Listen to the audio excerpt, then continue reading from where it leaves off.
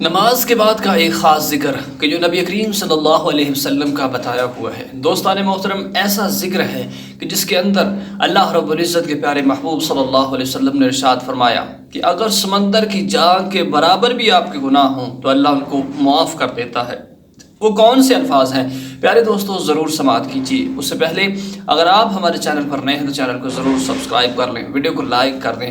تو نبی کریم صلی اللہ علیہ وسلم نے ارشاد فرمایا کہ جو شخص نماز کے بعد، نماز پڑھ لینے کے بعد بیٹھ جائے اور 33 مرتبہ سبحان اللہ، 33 مرتبہ الحمدللہ اور 33 مرتبہ اللہ اکبر کہے اور ایک مرتبہ بس لا الہ الا اللہ وحدہ لا شریک لہ لہ الملک ولہ الحمد وہو علی کل شیء قدیر پڑھ لیتا ہے، اللہ رب العزت اس کے سارے گناہوں کو معاف فرما دیتے ہیں۔ روایت میں آتا ہے کہ یہاں نبی کریم صلی اللہ علیہ وسلم نے ارشاد فرمایا کہ اگر اس کے گناہ سمندر کی جاگ کے برابر کیوں نہ ہوں، اللہ اس کے سب گناہوں کو معاف فرما دیتا ہے۔ تو دوستان محترم، آپ نے سماعت کیا تو ضرور اس کو پڑھا کریں، ضرور اپنے احباب کو بھی بتایا کریں۔ جب آپ دوسروں کو بتائیں گے تو آپ کے لیے صدقہ جاریہ بن جائے گا، قیامت کے دن آپ کے لیے باعث نجات بن جائے گا۔ اللہ رب العزت آپ سب کو خوش رکھے۔